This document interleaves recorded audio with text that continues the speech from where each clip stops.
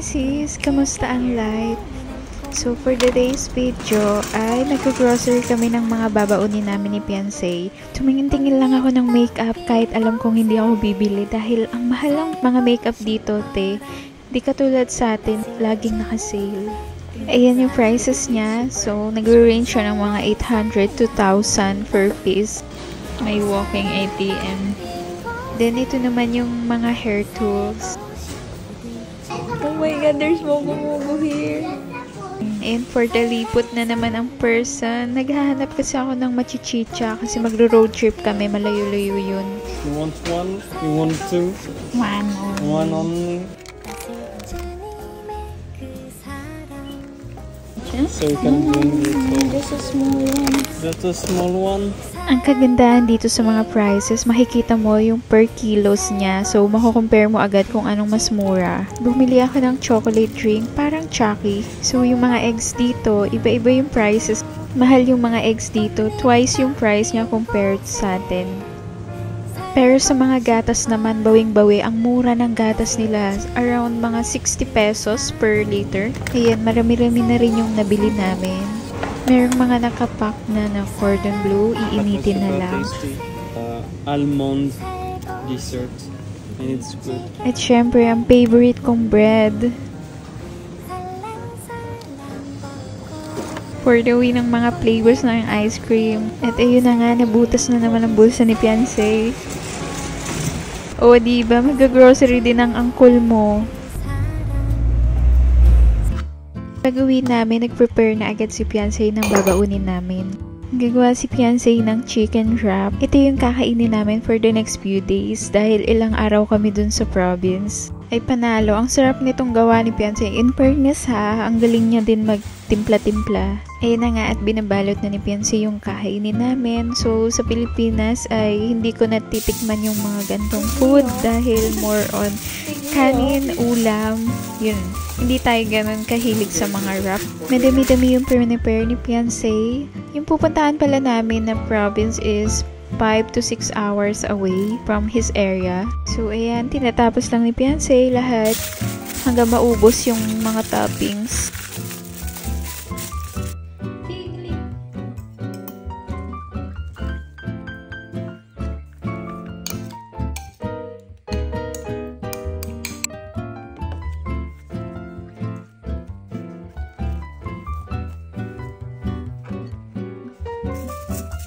After mag-prepare ng babaunin namin, lumublob lang kami dito sa jacuzzi nila.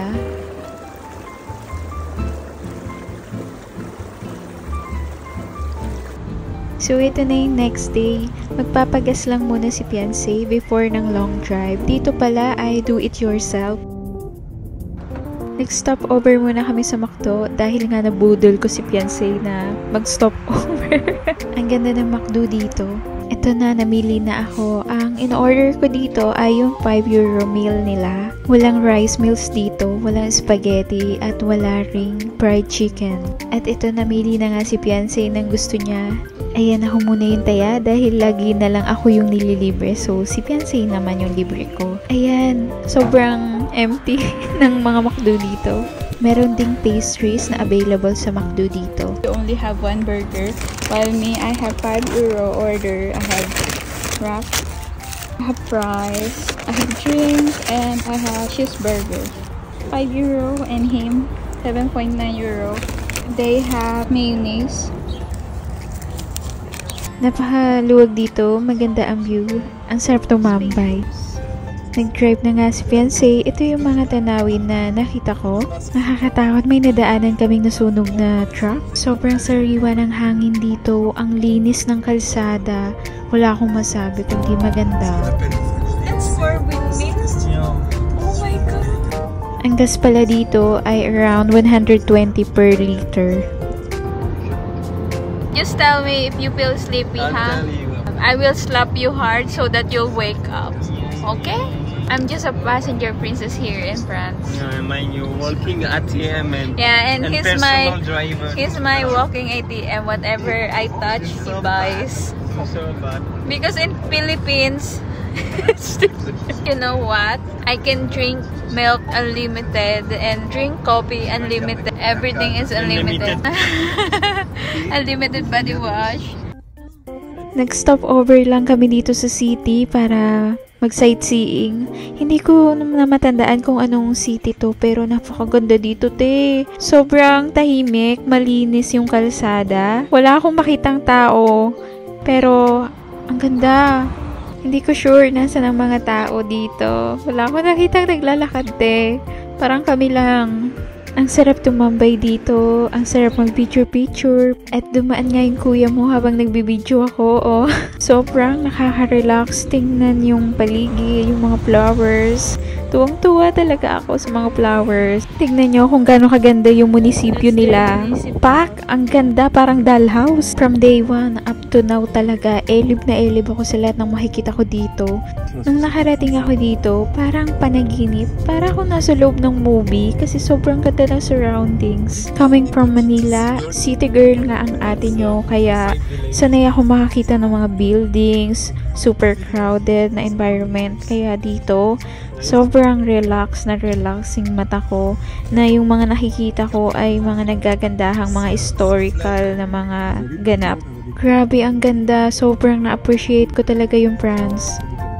Itong mga nadaanan namin, parang bihira lang yung mga taong nakita ko naglalakad sa labas.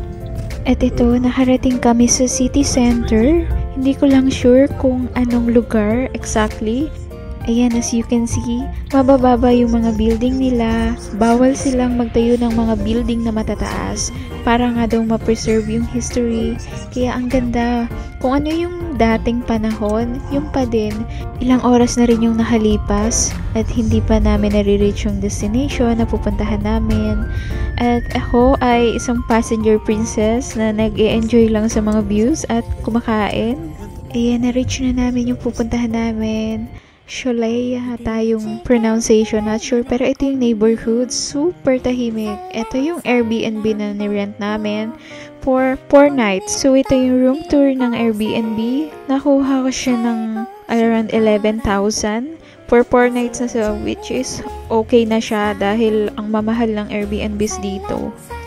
Nag-rent kami dito dahil meron kaming pupuntahan na theme park ni fiancé for 3 days. Yan, ang tagal dahil obsessed ang kuya mo sa mga masculine historical theme park. At excited na din ako kahit na hindi ako sa Disneyland dinala ni fiancé. So, yun lang muna for this vlog. Next time na lang ulit. Thank you so much for watching.